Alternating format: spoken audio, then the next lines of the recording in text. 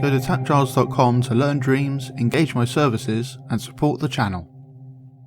And here's one I made earlier, the dice roll demo. So this has some like extra features of I press circle and it does a roll. And they have some sound effects. And one by one they kind of have a little ding and tell you what number they rolled. And you saw just then it didn't know what number it was, so it re-rolled itself. And then it shows you the sum on the screen.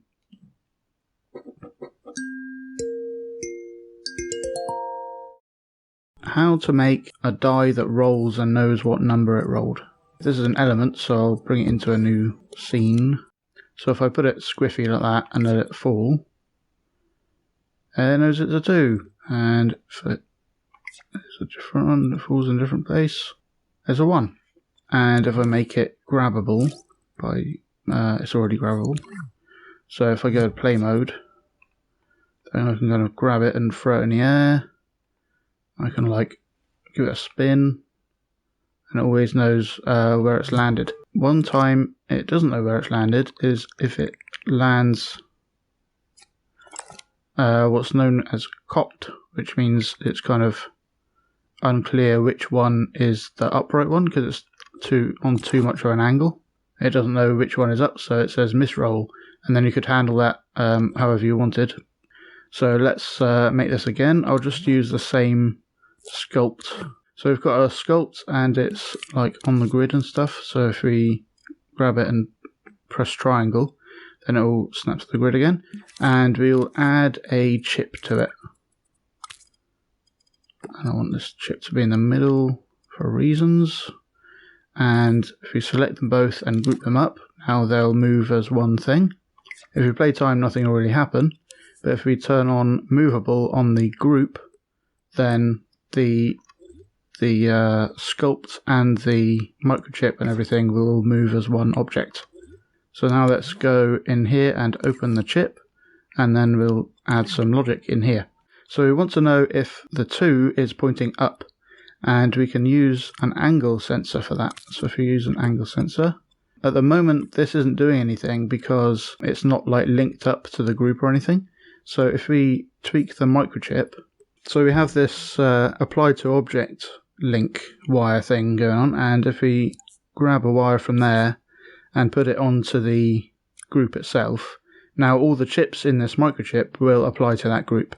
So this is sensing if that group, what angle that group is at. It has a ring, so if I just turn off the grid, you can adjust this ring, so like the ring doesn't move and the arrow does. So the arrow follows with the object, and if the arrow is within that ring, it will send a signal, and when it's out of that ring, it won't send a signal. So if it's pointing up like this, we know that the 2 is pointing upwards, and that's about it. And we can grab the dot and like angle it like that, so then we could see if the 2 is pointing that way, for example. But we want to check if it's pointing upwards. We also want to adjust this to something useful, and I set it to around 60, because once it's past that point, it kind of feels like it's a bit ambiguous as to which side should be up, considered up. So this is for 2, and we'll have like a value slider here that goes up to maximum number 6. So this will be the value of what is pointing up, basically, and the minimum should be 1. This will just start off as 1, and we'll also have a switch to say that it's figured out what number it is and stuff like that. So this is for when it's number 2, so this will use a keyframe to set this to 2, like that. And this angle range met is when it will be considered to be 2. So if you pin that to the screen and adjust this, now it's not considered to be 2, now it is, now it's not, and so on. So that's cool. And then we want to duplicate this stuff for each of the sides. So that's up, and this will be to the left. So we'll just point that arrow left, so that now the 3 needs to be up. So the 3 needs to be up like that, and then it will send a signal. So that one sets it to 3. Nice. So I'm just going to display this number for testing. So I'll have a number displayer, and now we can just, it's a 2, and now it's a 1, and if we like have a more complex sculpt it can kind of bounce off of, and we can put it at the top and watch it kind of bounce around, and it's 5, and it says it's 5. So job done. First let's kind of put all this into a chip like this.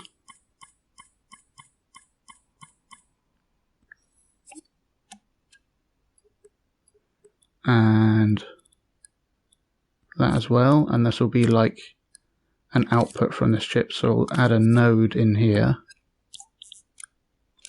and now we can just wire that node into whatever other logic we've got out here.